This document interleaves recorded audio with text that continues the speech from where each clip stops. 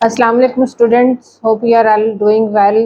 Welcome to master any test, एक ऐसा platform जहां आपकी तैयारी करवाई जाती है बोर्ड के पॉइंट ऑफ व्यू से। तो आज हम करने जा रहे हैं यूनिट नंबर 4, नाम है जिसका फर्स्ट एड। तो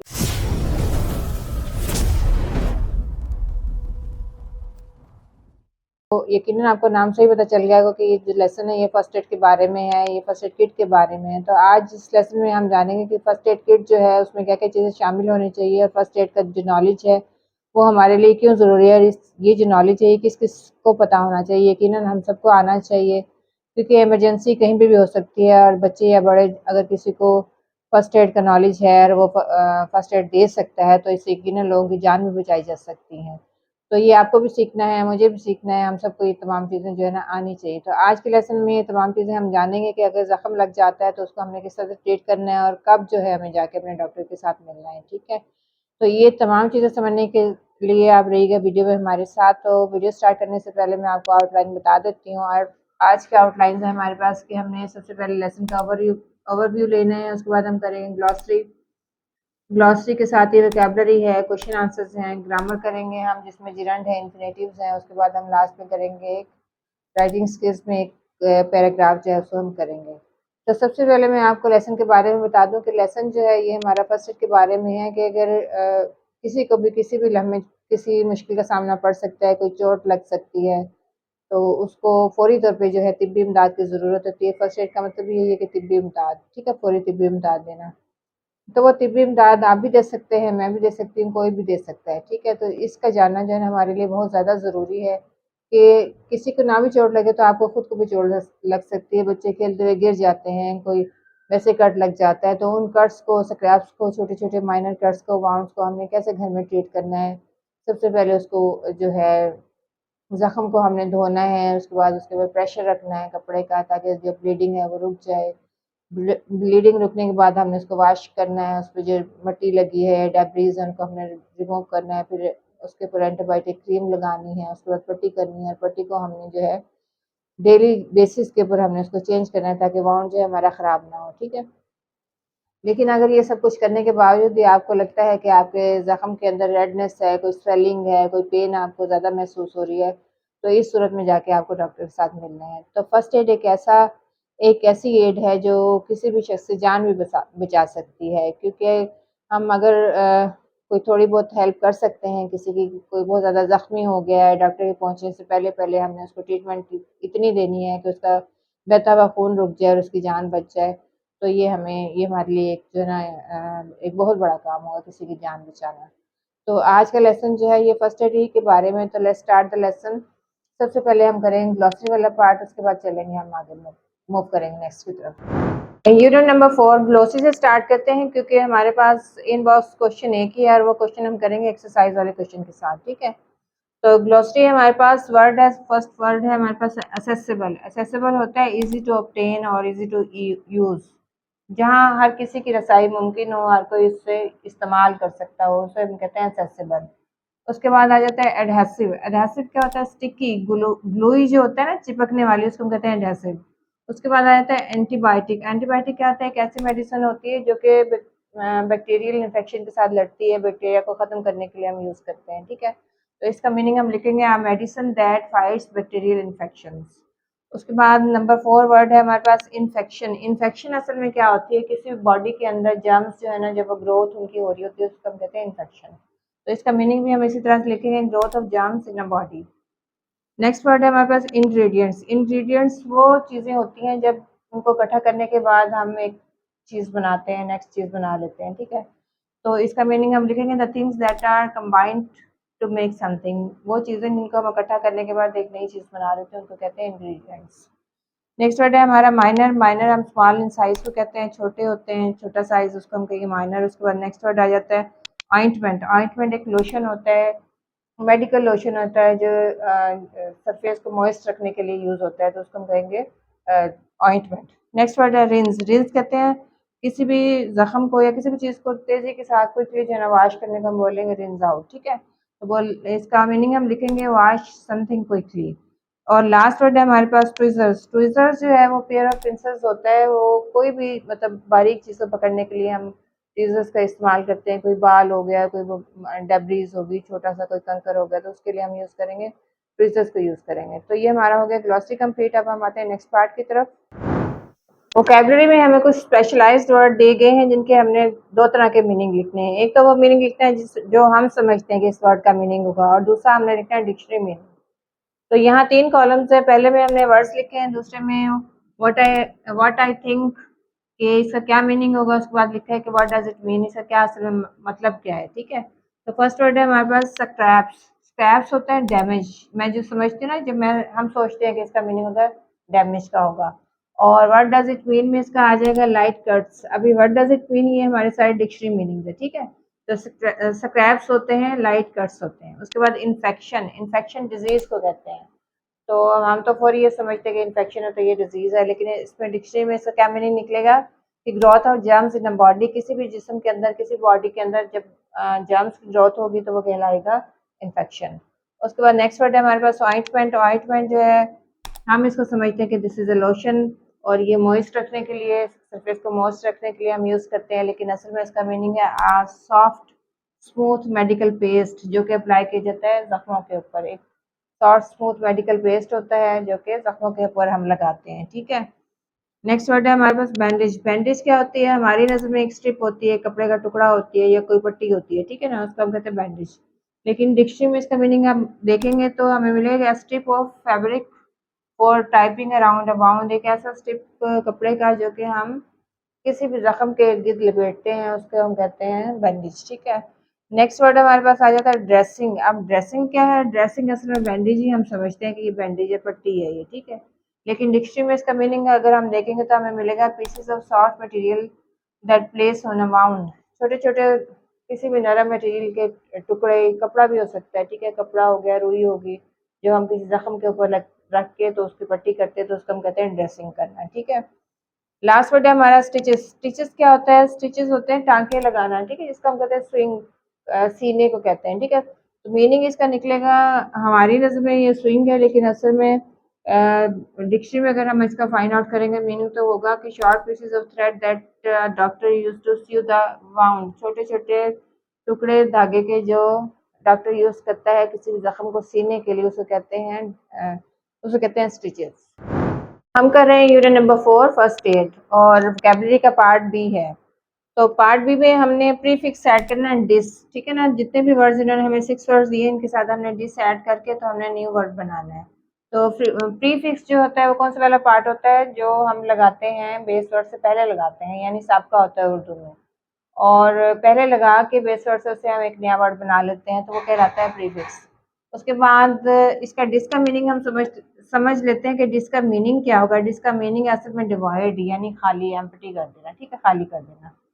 तो हमारे पास फर्स्ट वर्ड है लोकेट। लोकेट से पहले हमने डिस लगाया तो ये बन गया डिसलोकेट, यानी जोड़ा अलग कर देना। उसके बाद है सेटिस्फाइड है हमारे पास बेस वर्ड, इससे पहले हम लगाएंगे डिस, तो ये बन जाएगा नेक्स्ट वर्ड डिससेटिस्फाइड, यानी मुतमईन ना होना या गैर मुतमईन होना। उसके बाद है ट्रैक्ट हमारे पास है बेस वर्ड, और इससे पहले हम लगाएंगे प्रीफिक्स डिस, तो ये बन जाएगा डिस्ट्रैक्ट, यानी तवज्जो हटाना। ठीक है, और वर्ड नंबर 4 है हमारे पास क्वालिफाई। क्वालिफाई जो है ये हमारा बेस वर्ड है, इससे पहले हम लगाएंगे डिस, तो बन जाएगा ये डिसक्वालीफाई, और इसका मतलब होता है कि डिसक्वालीफाई कर देना। ठीक है, और नेक्स्ट वर्ड है हमारे पास बिलीव। बिलीव से पहले अगर हम प्रीफिक्स डिस ऐड कर देंगे तो ये बन जाएगा डिसबिलीव, यकीन ना करना। और लास्ट वर्ड है हमारे पास अप्रूव। अप्रूव के साथ अगर हम प्रीफिक्स ऐड करते हैं ना डिस, तो ये बन जाएगा डिस अप्रूव, यानी मंजूर ना करना। तो ये एक्सरसाइज भी हमारी कंप्लीट हो गई है। नेक्स्ट वाला पार्ट हम करते हैं बुक के ऊपर ही, और ये पार्ट है रीडिंग कम्प्रीहेंशन का पार्ट ए। ठीक है, चूज द करेक्ट ऑप्शंस। अब यहाँ पे fill in the blanks are 3 हमें ऑप्शंस दिए गए हैं, तो जिसमें से हमने करेक्ट वन जो है चूज करके लगाना है।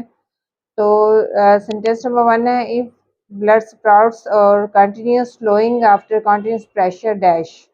तो फर्स्ट ऑप्शन है डू फर्स्ट एड, बी है apply gentle pressure with the clean cloth, और सी है सीक मेडिकल असिस्टेंस। अगर स्प्राउट्स होता है और कंटिन्यूस फ्लोइंग होती है कि बहुत तेज़ी के साथ अगर खून बह रहा है, कंटिन्यूस प्रेशर देने के बाद भी वाउंड से अगर खून बह जा रहा है, तो हमें क्या करना है? We have to seek medical assistance. तो सी जो ऑप्शन है ना वो हमारा करेक्ट वन है। उसके बाद नेक्स्ट पेज पर आते हैं, पेज नंबर है हमारा 44।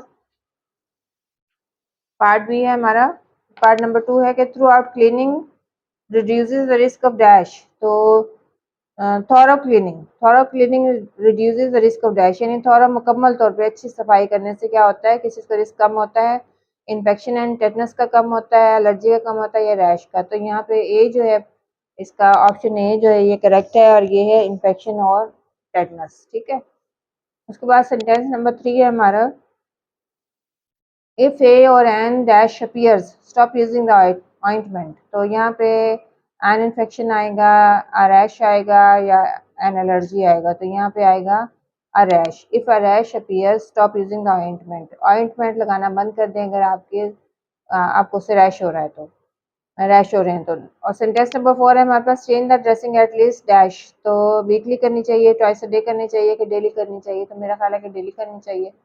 तो ड्रेसिंग को चेंज डेली करें, तो ये सी ऑप्शन जो है ना ये करेक्ट वन है। उसके बाद है सेंटेंस नंबर 5 है, बैंडेड्स और sticky plasters are good for dressing small dash, small wounds, small bumps और स्मॉल फ्रैक्चर्स। तो यहाँ पर आ जाएगा ऑप्शन है स्मॉल बाउंड्स। तो स्मॉल ड्रेसिंग जो है ना, स्टिकी प्लास्टर्स जो है ना, तो और बैंडेड्स, ये छोटी छोटी पट्टियाँ हमें कहाँ लगानी है, छोटे जख्मों के ऊपर लगानी है। तो ये हमारा हो गया, ये वाला पार्ट एक्सरसाइज है जो है कंप्लीट हो गई है। अब हम नेक्स्ट एक्सरसाइज की तरफ मूव करते हैं, जो कि है question answer from the exercise. ये हम करते हैं, हम next move question answer start करते हैं। एक क्वेश्चन हमारे पास वाई रीडिंग क्वेश्चन है, फर्स्ट पैराग्राफ के साथ ये क्वेश्चन दिया गया है कि what is the importance of knowledge of first aid in crisis management. तो फर्स्ट एड की नॉलेज की क्या अहमियत है क्राइसिस मैनेजमेंट में, जब कोई अगर हादसाती तौर पे एकदम से कोई मुश्किल आ जाए, तो उस सूरत में हम फर्स्ट एड का नॉलेज किस तरह से जो है ना उसको इस्तेमाल करेंगे, उसकी क्या अहमियत है। तो इसका आंसर हम लिखेंगे कि first aid helps to save lives of people. First aid जो है वो मदद करता है बचाने में, लोगों की ज़िंदगी को बचाने में फर्स्ट एड मदद करता है। सो इन दिस रिस्पेक्ट, तो इस तरह से it plays a very important role in crisis management. तो इस तरह से जो है ना ये एक बहुत ज़्यादा अहम और ज़रूरी रोल प्ले करता है किसी भी क्राइसिस मैनेजमेंट में, किसी भी हादसे की शक्ल में इसका जो रोल है वो बहुत ज़्यादा इम्पोर्टेंट है। अच्छा, फर्स्ट क्वेश्चन जो है हमारे पास एक्सरसाइज से है, पेज नंबर 44 है और एक्सरसाइज बी है, answer the following question. Question 1 है कि you should not keep checking if the bleeding has stopped bye. तो अगर खून रुक जाता है वाउंड से तो आपको चेकिंग नहीं करनी चाहिए। तो ये क्यों नहीं करनी चाहिए, इसकी क्या वजह है। तो इसका आंसर आप लिखेंगे कि we should not keep checking, हमें चेकिंग जो है वो नहीं करनी चाहिए। द वाउंड, ज़ख्म की चेकिंग जो है वो नहीं करते रहना चाहिए। द ब्लीडिंग हैज स्टॉप्ड, अगर उसमें से खून बहना जो है वो बंद हो गया है। बिकॉज, क्योंकि दिस में डैमेज, क्योंकि ये डैमेज कर सकता है, नुकसान पहुंचा सकता है ज़ख्म को, और डिसलॉज द क्लॉट, और जो ज़ख्म के ऊपर वो खून जम जाता है और एक क्लोन की शक्ल आ जाती है, सख्त सख्त सी लेयर आ जाती है। तो जब उसको बार बार आप चेक करेंगे ना, तो वो डिसलॉज हो जाएगा, उसके ऊपर से जमा हुआ खून उतर जाएगा, उससे दोबारा ब्लीडिंग स्टार्ट हो सकती है। तो यहाँ पे भी यही बात की जा रही है कि बिकॉज दिस में डैमेज और डिसलॉज द क्लॉट, क्योंकि इससे ज़ख्म को या तो नुकसान हो सकता है या वो डिसलॉज हो सकता है, उसके ऊपर से सख्त जमा हुआ खून जो उतर सकता है। दैट इज़ फॉर्मेटिंग, जो कि उसके ऊपर एक लेयर बन रही होती है, and cause bleeding to resume, और जिसकी वजह से खून जो है बहना बंद हो जाता है। तो इसलिए जो है ना ज़ख्म को बार बार जो है चेक नहीं करना चाहिए, क्योंकि इससे दोबारा से ज़ख्म के अंदर से खून बहने का अंदेशा है, दोबारा से ज़ख्म जो है ना कच्चा हो जाता है। क्वेश्चन नंबर 2 है हमारे पास कि why it is necessary to keep away soap from the wound. ये क्यों ज़रूरी है कि सोप को ज़ख्म से दूर रखा जाए। तो ज़ख्म में अगर हम सोप अप्लाई करेंगे तो वहाँ पर जलन पैदा हो जाएगी, इरिटेशन पैदा होगी, तो जिसकी वजह से हमें चाहिए कि सोप को ज़ख्म के ऊपर ना लगाएं। तो इसका आंसर भी हम ऐसे लिखेंगे, the soap can irritate the wound, क्योंकि सोप जो है वो ज़ख्म को इरिटेट कर सकता है। So it should be kept away from the wound. तो इस हमें चाहिए कि जो सोप है उसको हम ज़ख्म से दूर रखें। ठीक है, उसके बाद क्वेश्चन नंबर 3 हमारे पास आ जाता है कि how is an antibiotic cream और ointment good in healing the wound. तो एंटीबायोटिक क्रीम या जो ऑइंटमेंट हम ज़ख्म के ऊपर लगाते हैं वो किस तरह से ज़ख्म को सेहतयाब करने के लिए अच्छी हैं। तो ये दोनों चीज़ें जो है ना ये ज़ख्म को सेहतयाब करने के लिए अच्छी हैं। इनका क्या रोल है, एन एंटीबायोटिक क्रीम और ऑइंटमेंट, एंटीबायोटिक क्रीम या ऑइंटमेंट जो हम इस पर ज़ख्म के ऊपर अप्लाई करते हैं, is good in healing the wound, क्योंकि ये ज़ख्म को सही करने के लिए बहुत अच्छी है। हीलिंग होता है सेहत याब करने के लिए, ठीक है। Because it always keep away the surface moist, क्योंकि इससे हमेशा जो ऊपर की सतह है ना, जख्म के ऊपर की सतह, वो मॉइस्ट रहती है, नरम रहती है। तो and helps bodies natural healing process work fast, और ये क्या मदद करती हैं, बॉडी के नेचुरल हीलिंग प्रोसेस को तेज कर देती हैं। जो अपने जिस्म का अंदर का प्रोसेस होता है ना, जिससे जख्म जल्दी सेहत याबी की तरफ आता है, तो उसको ऑइंटमेंट या जो एंटीबायोटिक क्रीम है ना, उनको उस नेचुरल प्रोसेस को तेज कर देती हैं। ठीक है। उसके बाद क्वेश्चन नंबर 4 है कि why what should you do if you are allergic. आप क्या करेंगे, आपको क्या करना चाहिए कि अगर आप एलर्जिक हैं, तो एडहेसिव मटेरियल चिपकने वाली पट्टियों के साथ यूज मॉस बैंडेजेस, जो कि बहुत सारी पट्टियों में यूज़ होता है। तो कुछ पट्टियाँ ऐसी होती हैं जो चिपकती हैं, जिसको स्किन के ऊपर लगाने के लिए एडहेसिव होती हैं, वो चिपकने वाली पट्टियाँ होती हैं। तो इस सूरत में आप क्या करेंगे अगर आपको उनसे एलर्जी है? तो इसका आंसर हम लिखेंगे कि I should use adhesive free dressings और स्टेराइल गॉज़। तो मैं क्या करूँगा कि अगर मुझे इन पट्टियों से एलर्जी है, तो मैं ऐसी पट्टियाँ यूज़ करूँगा जिनमें वो चिपकने वाला मवाद या मटेरियल नहीं लगा होगा। ठीक है।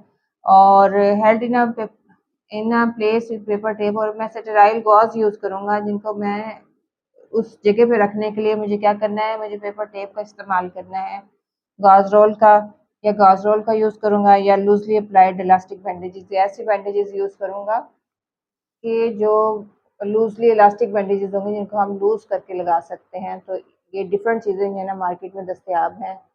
तो अगर आपको एलर्जी है चिपकने वाली पट्टियों से, तो इस सूरत में आप 2-3 तरह की और चीज़ें हैं, वो तो आप यूज़ कर सकते हैं। तो ये हो गया हमारे क्वेश्चन नंबर 4 का आंसर। अब हमें किस सूरत में जो है डॉक्टर के पास जाना है, ये एक इम्पॉर्टेंट क्वेश्चन है। क्वेश्चन नंबर 5 यही है हमारे पास कि when do you need to see a doctor. आपको कब जो है डॉक्टर के पास जाना है, कब आपको डॉक्टर से मिलने की ज़रूरत है। तो इसको आंसर हम लिखेंगे इसका कि we need to see a doctor, हमें डॉक्टर के पास जाने की तब ज़रूरत है if the wound is not healing, जबकि ज़ख्म जो है वो सही नहीं हो रहा है, and we notice any redness, और हमें उसके अंदर कुछ रेडनेस नज़र आ रही है, सुर्खी नज़र आ रही है, इंक्रीजिंग पेन, उसके अंदर पेन ज़्यादा हो रही है, ड्रेनेज ड्रेनेज वार्मथ, और उसके अंदर से कुछ बह रहा है, और उसमें से हमें हीट महसूस हो रही है, और स्वेलिंग, और उसके साथ उसमें स्वेलिंग है। तो इन सूरतों में जो है हमें डॉक्टर के पास जाने की ज़रूरत है। उसके बाद लास्ट क्वेश्चन है, ये भी जो है एक इम्पॉर्टेंट क्वेश्चन है। और क्वेश्चन क्या है कि what should your first aid kit consist of. ये दो तरह से इम्पोर्टेंट है, एक तो ये पेपर में भी आ सकता है, दूसरी कि अगर आपके पास घर में होनी चाहिए फर्स्ट एड किट, और आपको पता होना चाहिए कि उसके अंदर क्या क्या चीज़ें आपने रखनी है। तो इसका आंसर हम लिखेंगे कि first aid kit should consist of, first aid kit में ये तमाम चीज़ें होनी चाहिए। नंबर 1 है फर्स्ट एड बुक हो आपके पास, बैंडेड्स हो आपके पास, प्लास्टर्स हों, इलास्टिक बैंडेजेस होनी चाहिए, गॉज एंड एडहेसिव मटेरियल चिपकने वाला जो टेप है वो होनी चाहिए, फिर एंटीसेप्टिक वाइप्स होने चाहिए, कॉटन वूल होनी चाहिए, सेफ्टी पिन आपके पास होने चाहिए। ठीक है। उसके बाद ट्वीज़र्स होने चाहिए, जो कि किसी भी बारीक चीज़ को पकड़ने के लिए काम आ जाते हैं। उसके बाद सीजर्स होना चाहिए आपके पास, ग्लव्स होने चाहिए। जब भी किसी मरीज़ को आप हैंडल करेंगे, तो आपने अपने ग्लव्स का यूज़ ज़रूर करना है, ख़ास तौर पर जब उसके जिस्म से कुछ ब्लड वगैरह या इस तरह का कुछ निकल रहा हो, ब्लड निकल रहा हो। ठीक है। तो तब आपने ग्लव्स का यूज़ ज़रूर करना है। उसके बाद कैलामाइन लोशन होना चाहिए आपके पास, टैबलेट्स होनी चाहिए, जैसे डिस्प्रिन होगी, या जो आम नॉर्मल टैबलेट्स हम ले लेते हैं। ठीक है। उसके बाद हमारे पास थर्मामीटर भी लाजमी होना चाहिए। तो ये तमाम चीज़ें जो हैं आपके पास फर्स्ट एड किट में मौजूद होना बहुत ज़्यादा ज़रूरी है, ताकि अगर खुदा ना खास्ता कोई हादसा हो जाता है, कोई बच्चा गिर जाता है, या किसी को चोट लग जाती है, किचन में काम करते हुए मम्मा की उंगली पे कट लग जाता है, तो आप उसको हैंडल कर सकें, आपके पास तमाम चीज़ें घर में मौजूद हों।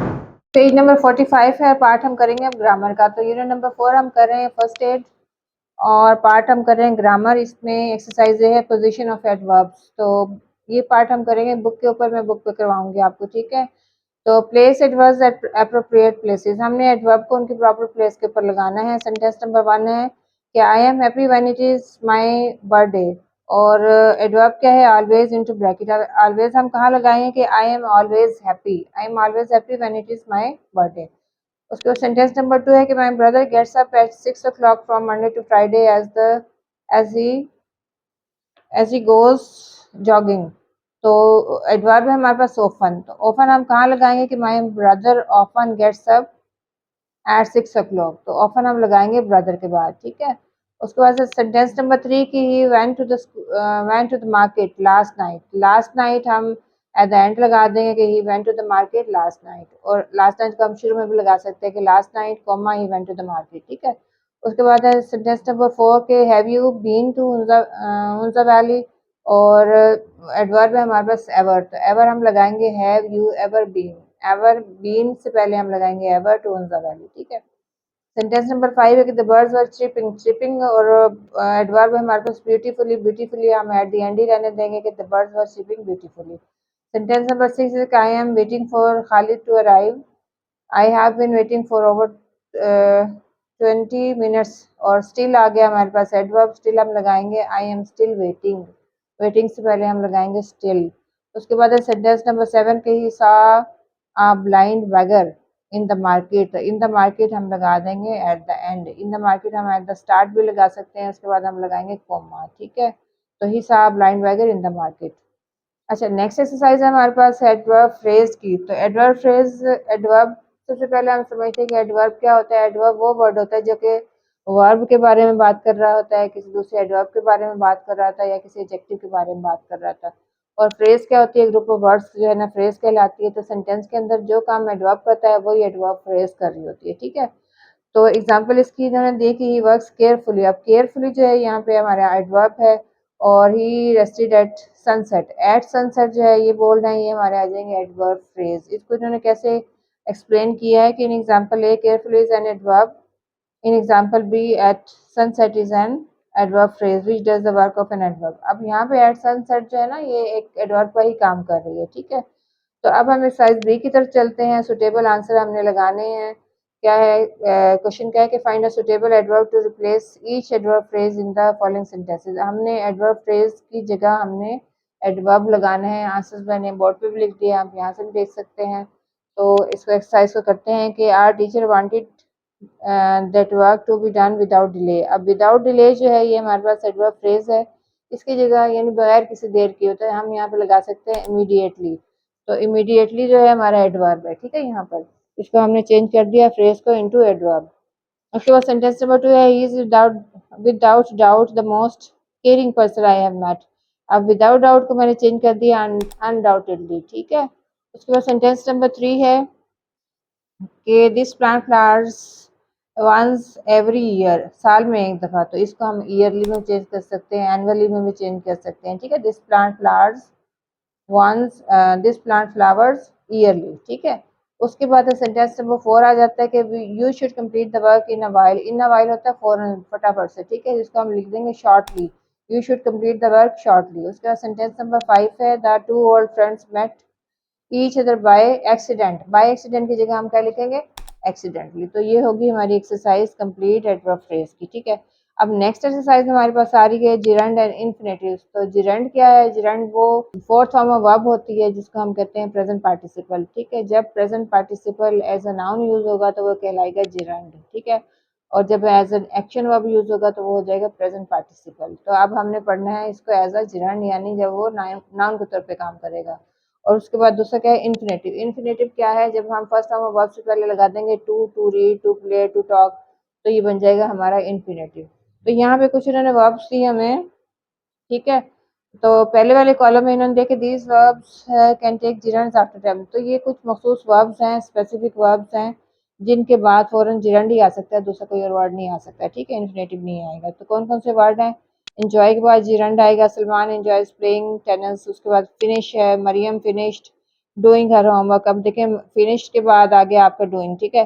क्वाइट आ गया, Jameel was quite quit smoking. Quit है तो Jameel was quit smoking, quit के फौरन बाद हमने लगाया है जिरंड। इसी तरह पुट ऑफ है तो Pasha always puts off cleaning his room, तो क्लीनिंग जो है हमारा आ गया जिरंड।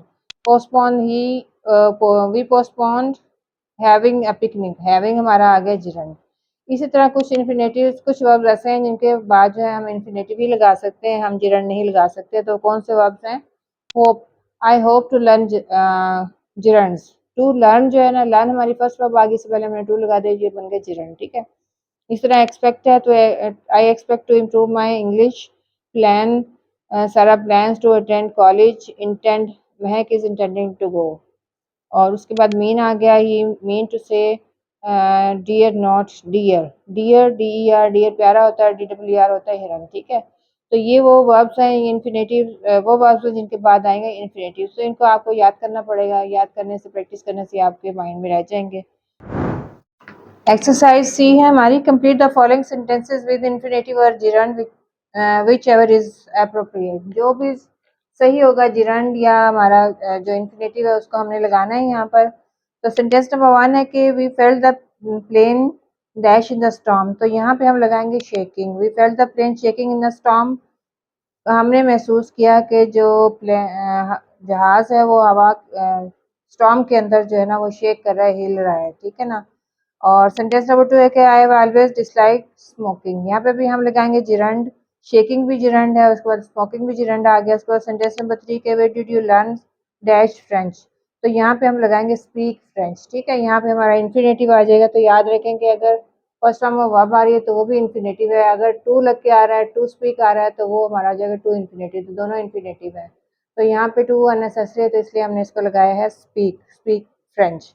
तो स्पीक जो है हमारा इन्फिनेटिव आ गया। उसके बाद सेंटेंस नंबर 4 आ जाता है कि is the exhibition worth, worth के साथ हम लगाएंगे विजिटिंग। क्या एग्जीबिशन जो है वो विजिट करने के काबिल थी, है। उसके बाद सेंटेंस नंबर 5 है कि I don't mind dash early. तो यहाँ पे हम लगाएंगे getting up early, I don't mind getting up early.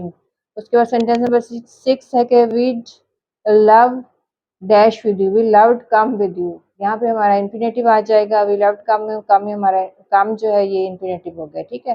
Sentence number 7 है कि she seems know this place. Again यहाँ पे हमारा जो इन्फिनेटिव आ रहा है, जहाँ इन तीनों जगह पे जहाँ हमने इन्फिनेटिव यूज़ किया हमने टू के बगैर ही यूज़ किया, यानी ये हमारे सिंपल इन्फिनेटिव हैं।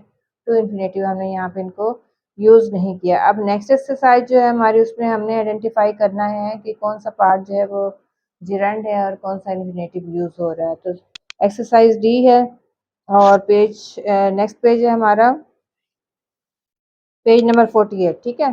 तो सेंटेंस नंबर 1 है कि minor cuts and scraps usually stop bleeding on their own. तो यहाँ पे ब्लीडिंग जो है ये एज अ जिरंड यूज़ हो रहा है, ठीक है। आईएनजी फॉर्म है और ये किस चीज़ का नाम है, एज अ नाउन यूज़ हो रहा है, तो यहाँ पे ये है जिरंड। उसके बाद सेंटेंस नंबर 2 है to clean the area. To clean again हमारा आ गया infinitive, clean the area around the wound, use soap and wash cloth. तो यहाँ पर टू क्लीन ही जो है इस सेंटेंस के अंदर एक इन्फिनेटिव यूज हुआ है। उसके बाद सेंटेंस नंबर 3 है कि don't keep checking to see if the bleeding has stop. तो चेकिंग जो है ये अगेन आ गया हमारा जिरंड, और इस सेंटेंस में फिर दोबारा से आया ब्लीडिंग जिरंड। तो यहाँ पे इस सेंटेंस में सेंटेंस नंबर 3 में चेकिंग और ब्लीडिंग जो है दोनों जिरंड है, ठीक है। सेंटेंस नंबर 4 है so try to keep it out of the actual wound. तो यहाँ पर क्या हो रहा है, यूज इन्फिनेटिव यूज हो रहा है। To keep, keep first verb है, इससे पहले हमने टू लिखा दिया तो ये हमारा आ गया टू इन्फिनेटिव, ठीक है। सेंटेंस नंबर 5 है if a rash appear stop using the ointment. तो स्टॉप यूजिंग जो है ना हमारा अगेन यहाँ पे हो गया है जिरंड इस्तेमाल, ठीक है। सेंटेंस नंबर 6 है कि if dirt or debris remain in the wound after washing use tweezers cleaned with alcohol to remove the particles. तो यहाँ पर हमारा वॉशिंग जो है ये जिरंड यूज हो रहा है और टू रिमूव जो है ये हमारा है इन्फिनेटिव।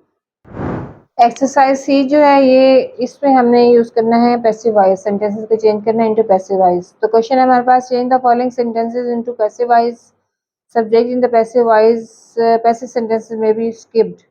तो यहाँ पे जो सब्जेक्ट है वो पैसिव वॉइस सेंटेंस के उनको हम स्किप कर सकते हैं। तो सेंटेंस है हमारे पास number 1, you must put out all smoking materials. तो यहाँ पे मस्ट यूज हुआ है तो मस्ट के साथ हमने बी लगाना है। जल्दी से रिकॉल कर लें पैसिव वॉइस का फार्मूला, ये सब्जेक्ट को ऑब्जेक्ट की जगह पे चला जाएगा, ऑब्जेक्ट सब्जेक्ट की जगह पर आएगा, हम बाय लगाएंगे और थर्ड फॉर्म ऑफ वर्ब लगाएंगे। और मस्ट अगर आ रहा है तो मस्ट के साथ हम बी लगाएंगे, कैन आ रहा है तो कैन के साथ बी ही यूज होगा नेक्स्ट, और उसके बाद अगर भी ला रहा है तो भी हमने बी ही यूज करना है साथ उसके, ठीक है, एडिशन करके। तो सेंटेंस नंबर 1 है कि you must put out all smoking materials. तो ऑल स्मोकिंग मटेरियल्स यहाँ पे ऑब्जेक्ट है तो इसको हम लेंगे सब्जेक्ट की जगह पर, all smoking materials must be put out, ठीक है। तो हमने यू को स्किप कर दिया क्योंकि इन्होंने इंस्ट्रक्शंस हमें यही दी हैं। तो सेंटेंस नंबर 1 को मैंने इसी तरह से लिख दिया यहाँ पे कि all smoking materials must be put out, ठीक है। तो इसी तरह बाकी के सब्जेक्ट सेंटेंसेस को मैंने चेंज करके पैसिव वॉइस में लिख दिया। ये सेंटेंसेस मैं आपको पढ़ के सुना देती हूँ, अपने बुक पे आप इसको ऐड कर लीजिएगा, ठीक है। Seat belt must be fasten, तो मस्ट के साथ मैंने बी को ऐड कर दिया, थर्ड फॉर्म ऑफ वर्ब लगा दिया, ठीक है। यहाँ पे भी जो है सब्जेक्ट मिसिंग है, ठीक है। Safety precautions will be demonstrated, अब विल था तो इसके साथ मैंने बी को ऐड कर दिया, ठीक है। उसके बाद सेंटेंस नंबर 4 है safety instructions should be red और स्मॉल पैकेजेस, लास्ट सेंटेंस है small packages should be store in the overhead compartment. तो ये हमारा हो गया पैसिव वॉइस वाला पार्ट कंप्लीट। पेज नंबर 49 पे राइटिंग स्किल पे हमें एक पैराग्राफ लिखने के लिए दिया गया है। तो टॉपिक है हमारे पास how to take care of cuts and scrapes. हम कट्स और स्क्रैप्स की केयर हम किस तरह से कर सकते हैं, तो वही 6 पॉइंट्स हम इस पैराग्राफ के अंदर लिखेंगे जो हमने लेसन के अंदर पढ़े हैं। तो पॉइंट नंबर 1 है कि first of all apply A gentle pressure with the cloth. अब फर्स्ट ऑफ ऑल जो है ये हमारे पास ट्रांजिशन डिवाइस है जो कि हमने यूज़ की है इसके अंदर, ठीक है। सबसे पहले हमने क्या करना है कि कपड़े के साथ, साफ कपड़े के साथ एक जेंटल प्रेशर जो है ना ज़ख्म के ऊपर देना है। उसके बाद after that rinse out the wound. उसके बाद हमें क्या करना है कि हमें उस ज़ख्म को धोना है। नंबर 3 पे लिखेंगे then apply an antibiotic cream. उसके बाद धोने के बाद हमने ऑइंटमेंट या एंटीबायोटिक क्रीम जो है उसको अप्लाई करना है। नंबर 4 पे हमें क्या करना है कि next cover the wound with the bandage, और उस जख्म को हमने बैंडेज के साथ, पट्टी के साथ कवर कर देना है। नंबर 5 पे हमें करना है कि चेंज द ड्रेसिंग डेली, और उस ड्रेसिंग को हमने डेली जो है ना चेंज करना है। और लास्ट पॉइंट है हमारे पास if the wound is not healing, अगर जख्म सही नहीं हो रहा देन सी योर डॉक्टर, तो तब हमने अपने डॉक्टर को जाके मिलना है। तो इस पैराग्राफ के अंदर हमने ट्रांजिशन डिवाइसेस का भी यूज़ किया है और इसमें हमने वो तमाम स्टेप्स लिख दिए हैं जो हमने लेसन के अंदर से पढ़े हैं, ठीक है। तो ये तमाम ट्रांजिशनल डिवाइसेस के साथ लिखा गया ये एक पैराग्राफ आपके लिए मौजूद है, इससे आप हेल्प ले सकते हैं। और उसके बाद नेक्स्ट वाला जो पैराग्राफ है एक्सरसाइज बी में भी सेम इस तरह का पैराग्राफ है जो इसकी हेल्प से जो है ना आप उसको भी लिख सकते हैं। तो ये लेसन हमारा हो गया आज का कंप्लीट। इस वीडियो में हमने ये समझा कि फर्स्ट एड किट जो है हमारे लिए कितनी इंपॉर्टेंट है, और हम में से हर शख्स को जो है थोड़ी बहुत जो है फर्स्ट एड जो है ना आनी चाहिए, थोड़ी बहुत क्या मुकम्मल फर्स्ट एड आनी चाहिए। आप बच्चों को भी आनी चाहिए क्योंकि घर में किसी को भी चोट लग सकती है, आपको खुद को चोट लग सकती है, तो इस सूरत में कोई ना कोई शख्स मौजूद हो घर के अंदर ताकि वो इन तमाम मामलात को डील कर सके, ठीक है। तो यकीनन ये वाला जो लेसन है ये आपके लिए बहुत ज़्यादा इंपॉर्टेंट भी होगा और आपकी स्टडीज़ में भी और आपकी वैसे भी रियल लाइफ में भी आपके काम आएगा। तो आपको करना क्या है, आपको चैनल सब्सक्राइब करना है, बेल आइकन प्रेस करनी है, कमेंट ज़रूर देने हैं। नेक्स्ट वीडियो में आपके लिए इंशाल्लाह लेके आऊँगी आपका नया लेसन, लेसन नंबर 5। तब तक के लिए इजाज़त दें। Best of luck. अल्लाह हाफ़िज़।